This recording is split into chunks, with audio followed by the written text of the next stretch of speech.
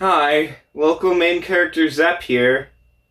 Do you ever think about the Industrial Revolution and its consequences? You know, the big yellow rodent has been under fire for some time for releasing, for lack of a better term, subpar products. Games that represent the highest grossing media franchise of all time should probably look and play better. Disenfranchised fans have long wanted the care and artistry that went into previous games, way previous games at this point, and yearned for a time when we weren't in a soulless corporate dystopia that shoved purposely undercooked products down our throat and their parents still loved each other. Well, there is a TPCI product that does subvert one of those, and it's not Dr. Pikachu's couple therapy. The TCG somehow manages to be the most ethical one on the market. Semi-competitive decks can run you as low as $30, and the best ones rarely run over $80 to $120. Products like Trainer's Toolkits and Battle League decks provide access to staple cards and near-competitive decks that you could play at locals straight out of the box.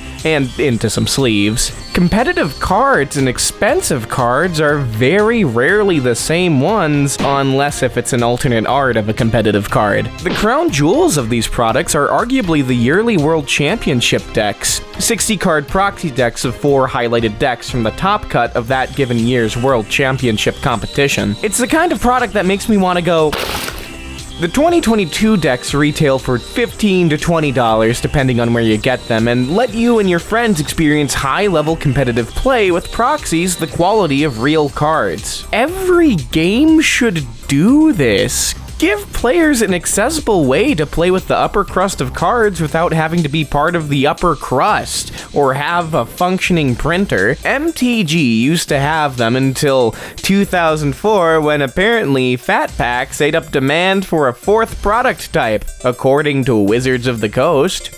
Yeah, imagine Magic the Gathering having that many products. Let's break down what's inside. We've got this commemorative pin for the 2022 World Championships in London, yucky. A similar coin, a double-sided poster/playmat, and a booklet with deck lists and bios from the top 4 players from Junior, Senior, and Masters Division. These are so cute and in-depth.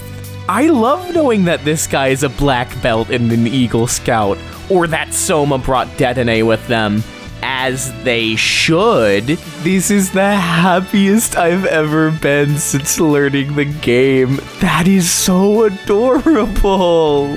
It's really cool to see all this info just laid out and to see top competitive players canonized in a physical product. It even includes the winners of each division for VGC, Tournament DX, Unite, and Go, plus all of their teams. There's pros telling the story of the event, brackets, photos of fans, players, and cosplayers. It's a love letter to the series that the games just haven't fully been. The booklet even ends with crediting the staff for the event and the designers of the TCG. God, imagine crediting the people who helped make your brand a thing, Konami. This is incentive to play competitively, to be in this booklet, to get your name on a deck box that cannot hold a sleeve deck, unfortunately, but is cool and fancy regardless, to get a custom card back on your deck and your signature on the front. The silver borders mess with the full art cards a bit, I think, but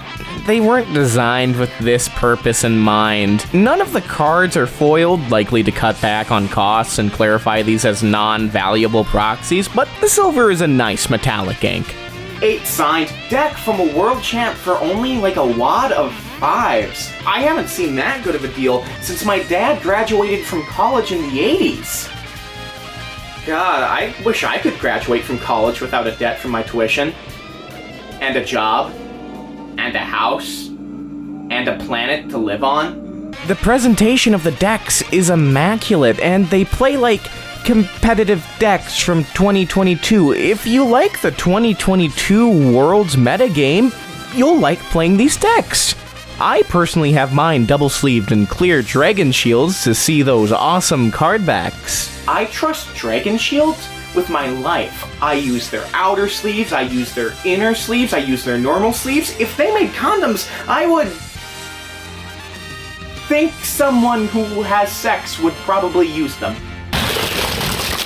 Sure, you could argue that you could play these decks by printing out proxies, which I do encourage you do in most cases, but have you ever used a printer that actually works? Then you could argue you could do it in an online sim. Sure, there's no reason not to, but for the normal person, these decks are a reason to. They are the impetus to play the TCG with good cards as a taste test. No reason not to, and reason to do so are not the same. These decks tell people, yeah, I can try this out. It also provides a fun board game for game night. Just sleeve up all the decks, hand one to everyone, and just have a little playoff tournament. Magic players do this kind of things all the time, and they have like 401ks or something, I hear. If you want to see if high-level competitive play for the TCG is for you, these are the products to try if you aren't using proxies or an unofficial sim. They also come with code cards for the official online sim if you want to play that, and if none of that's for you, they're at least a nice collectible. This is a great product, worthy of the highest grossing media franchise of all time. I wish it was the standard that the other pillars of the series held themselves up to. Until then, if you need a good fix of monsters in your pocket, just learn the damn game. It's literally made for babies to parse. You can read the cards.